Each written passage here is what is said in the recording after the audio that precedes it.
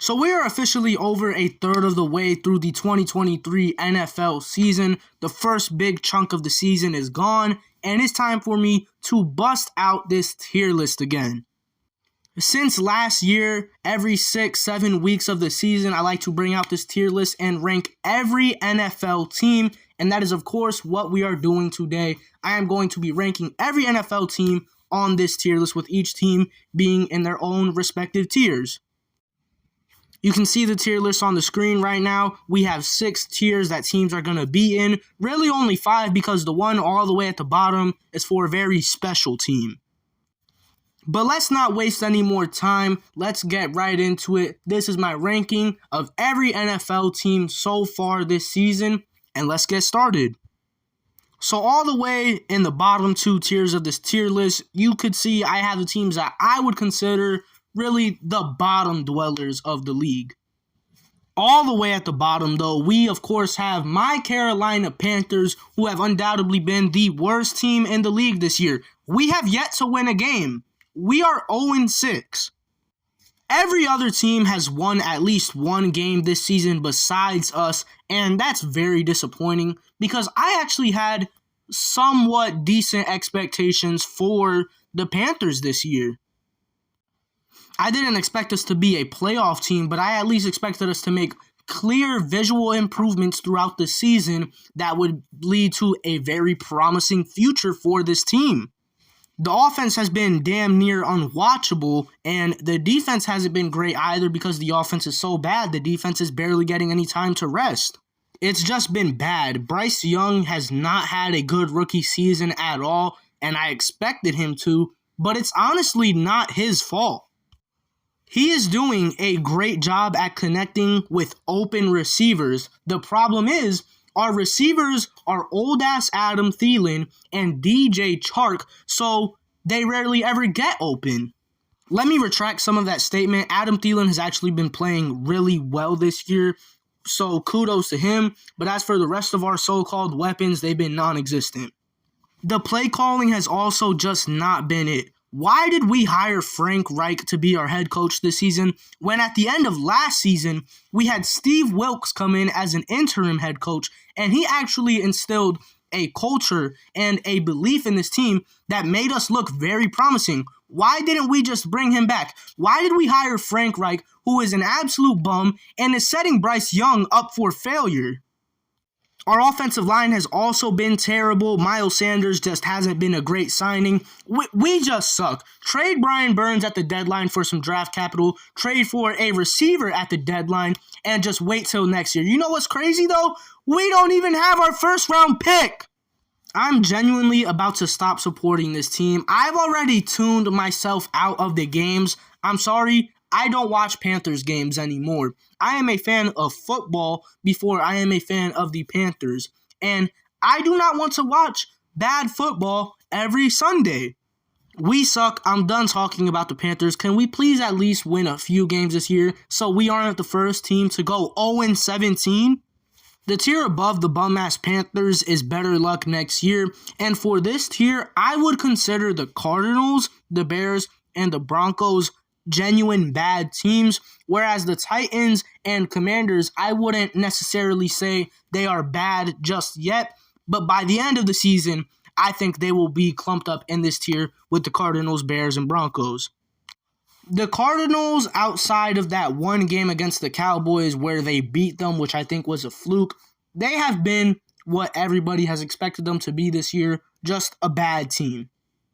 You know, you look at them on your upcoming schedule and you start licking your chops because you know that's going to be a great win for you, unless you're the Cowboys. The Bears are another team that has just heavily disappointed me this season. I made it clear going into the season that I was very high on the Bears. I went as far as saying they were going to win like 8 games or something like that. Obviously, they have not played close to that. They've been very bad. They've actually had 3 games where they've looked very solid, but the other games, they've just looked completely terrible. But hey, they're probably going to end up with 2 top 3 picks in this upcoming draft, so I guess it'll all pay out. The Broncos are once again another team that has disappointed me this season. I really thought Sean Payton was going to come in and make this team a solid playoff team, But no, that has not happened. He hasn't helped a damn thing.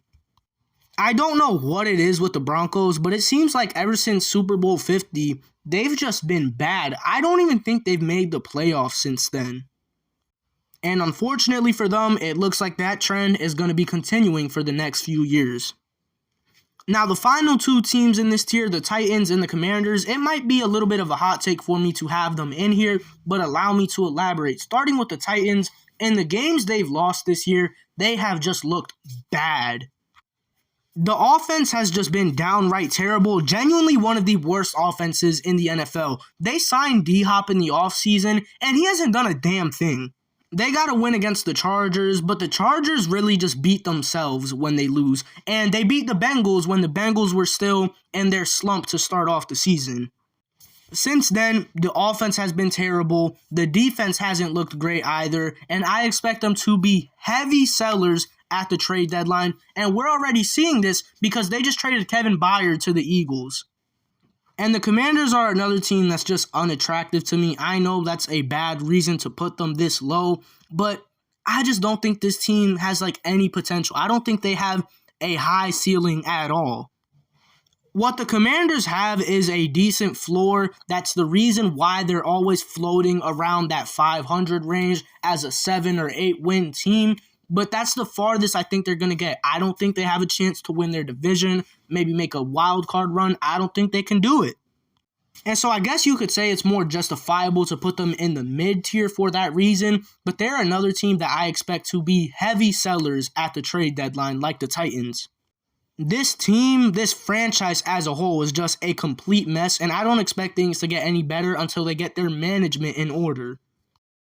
Finally, moving past those bottom tiers, we get into the mid-tier, and I feel like this is a pretty self-explanatory tier.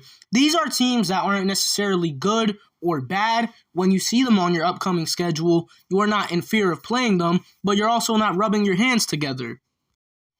Some of these teams should be higher, some of these teams should be lower, some of them should honestly feel pretty good about being in this spot.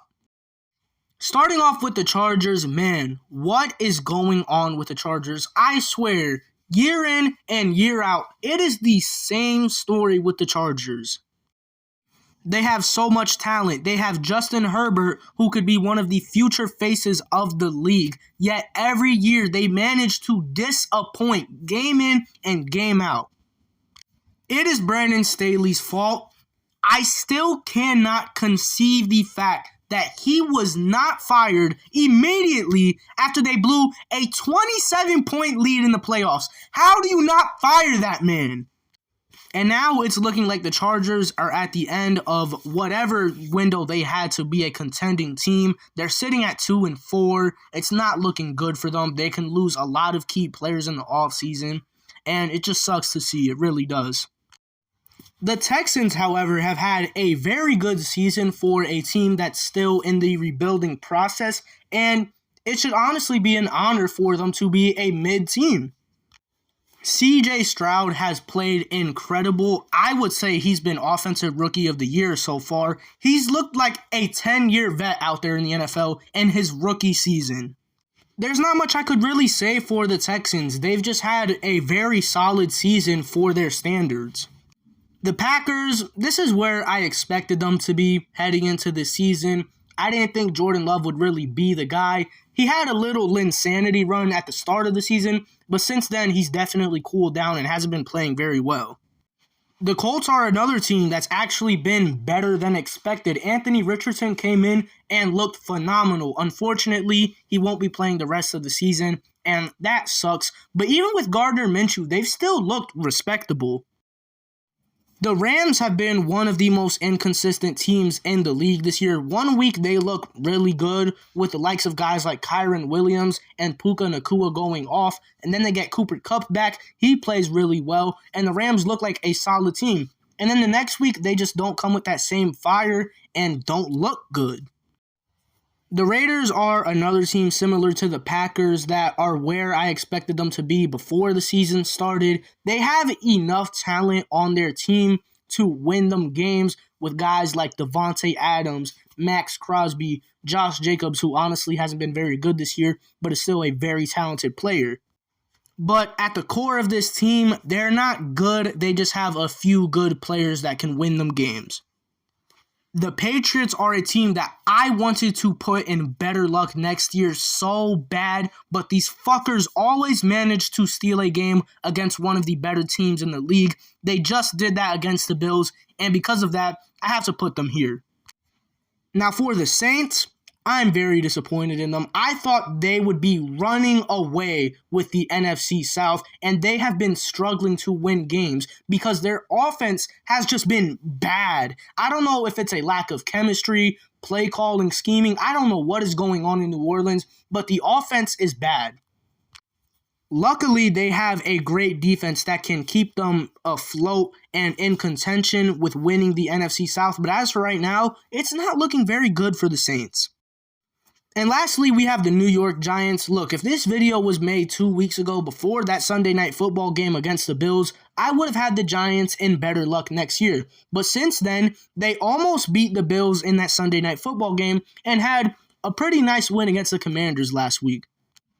They also had an insane string of games against great teams in those early weeks of the season and are finally starting to pick up somewhat momentum. I got them in the mid-tier. Heading into the playoff hopefuls tier, this is where I believe every team from here on out is at the very least good or has a decent chance at making the playoffs. Starting off with the Bengals, we all know the story of the Bengals this year and how slow of a start it has been for them. Those first few weeks of the season were really rough. They were sitting at like 1-3 or something at week 4. But since then, they've picked it up. They're 3-3 now, coming off of a bye week, heading into a game against the 49ers. Joe Burrow is starting to look healthier and is connecting with his receivers. The Bengals as a whole just look like a lot more cleaner of a football team. And if it wasn't for those first 4 weeks where they were really bad, they would probably be a tier above this. They are falling behind in the AFC North, though. They're actually all the way at the bottom in last place at 3-3, which is just insane. It's crazy how a team like the Bengals could be last in their division. That just speaks volumes on how good the AFC North is. Winning the division isn't too far out there for them yet, but they are going to need to have a crazy second half of the season if they want to do that. The Browns are an interesting team because they're at 4-2 right now, but haven't had Deshaun Watson for most of the season, and in the games they have had him, he hasn't looked good.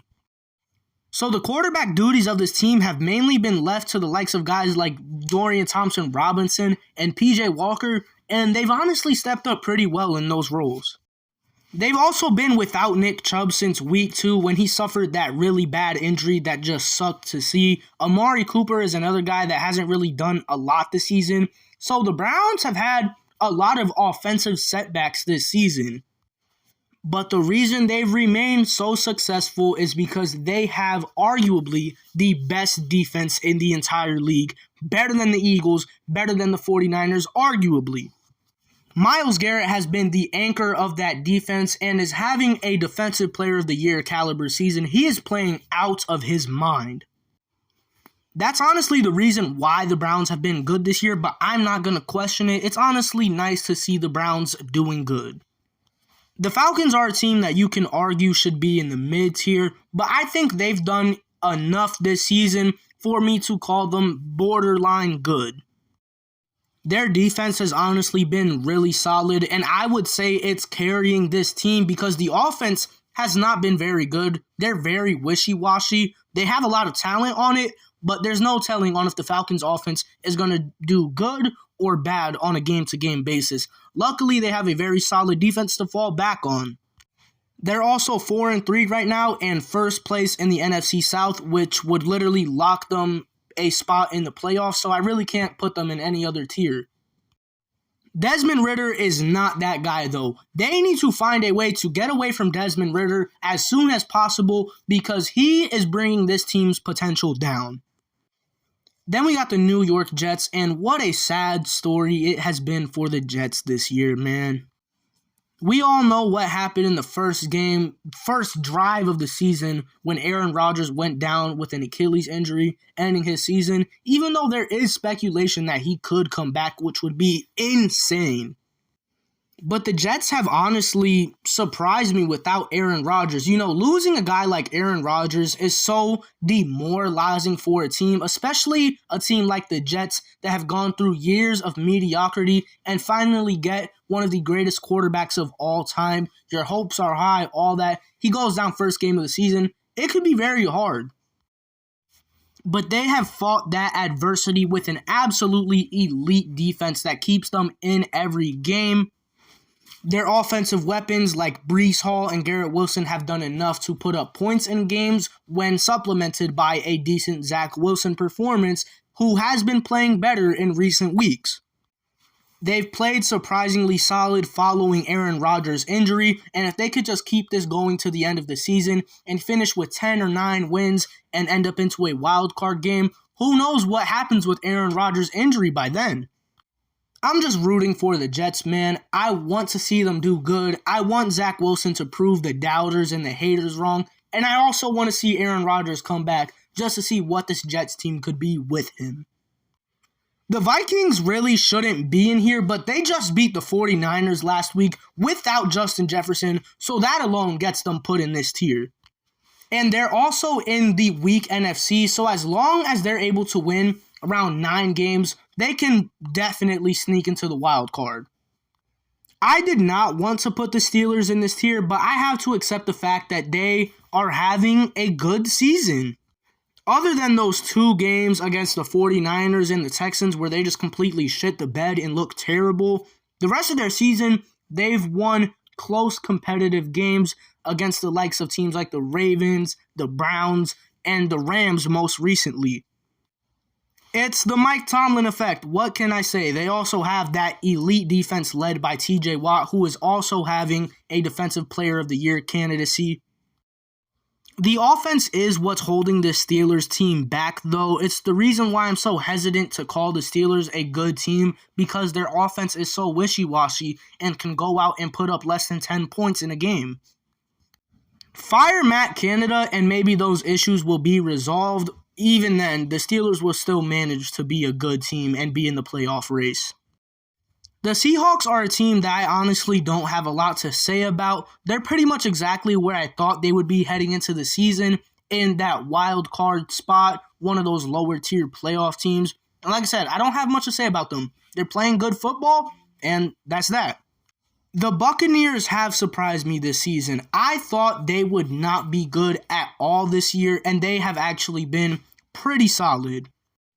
The Buccaneers have surprised me this season. I thought they would be a lot further down this list, but they've actually proved to be a very solid team this year. They're just very inconsistent, and if they can clean those inconsistencies up, I think they can win the NFC South and get a playoff spot. Baker has played surprisingly well, and that's very cool to see, and that's really all I have to say about the Bucs. Now we get into the great tier, and these are pretty much teams that I consider playoff locks. Some of these teams could be dark horse contenders, and these are pretty much the top dogs of the league, minus the 2 at the top, which you can probably figure out who they are by now. Let me address the elephant in the room, though, because there is a team in this tier that probably sticks out like a sore thumb, and that is, of course, the San Francisco 49ers. Now, 2 weeks ago, I would have the 49ers in Super Bowl bound, and I would be calling them the best team in the league. Now, with me having them in just the great tier, that does not mean that I think the 49ers are no longer a Super Bowl caliber team. It's just that in these past 2 weeks, they have lost to the Browns without Deshaun Watson and have lost to the Vikings without Justin Jefferson. 2 games that the 49ers should most definitely not have lost. And I get it. It's football. It happens. But 2 weeks in a row is kind of crazy. I just have a bad taste in my mouth of the 49ers, and I still think they're an absolutely amazing team. But after these 2 weeks, I had to knock them down just a little bit. The Ravens have been playing absolutely phenomenal football, and Lamar Jackson is having an MVP-type season. The Ravens could honestly be 7-0 right now. They should have not lost that game that went into overtime with the Colts. And that Steelers game was just a choke job. They really shouldn't have lost that one either. The Cowboys have had a very interesting season so far. Most of it has been good. Their most recent game against the Chargers felt like a fever dream, but they did win that one. And they lost 2 games to the 49ers, which was an absolute embarrassment to the Cowboys, and then they lost to the Cardinals as well. And then they dominated the rest of the games. That's how the Cowboys season has went, and it's been very, very interesting to see.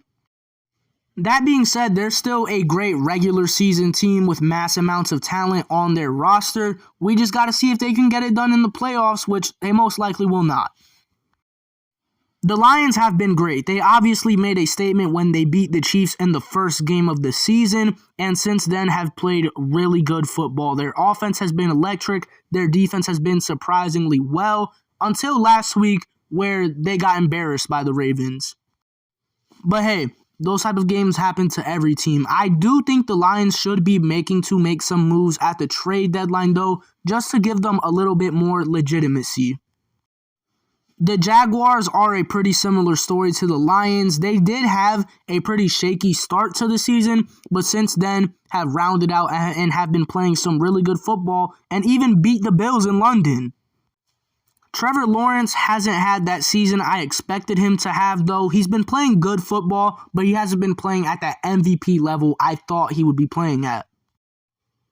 The Dolphins are a team that look like the best team in the league and have the greatest offense of all time when they play against bad teams with losing records. But then when they play against teams that have winning records, I don't know what happens, but they just don't play good. We saw it against the Bills, and we just saw it against the Eagles last week. As long as they're able to beat up on those bad teams, though, they'll be great. And as for the Bills, they're the Cowboys of the AFC, and that's all I'm saying about them. And then at the top tier, the Super Bowl bound tier, the best 2 teams of the league, we have the Chiefs and the Eagles. I know, boo, damn these 2 teams, but they're this good for a reason. These are the only 2 teams left in the league that have lost just 1 game this year. The Eagles have the most loaded roster in football, and the Chiefs have Patrick Mahomes, Travis Kelce, and Taylor Swift. So you know they got that backing from the league that won't allow them to lose more than 3 games this season. I know it's boring to always see the same teams at the top, but they're always at the top for a reason. There are things that separate these 2 teams from the teams in the great tier and the teams below them.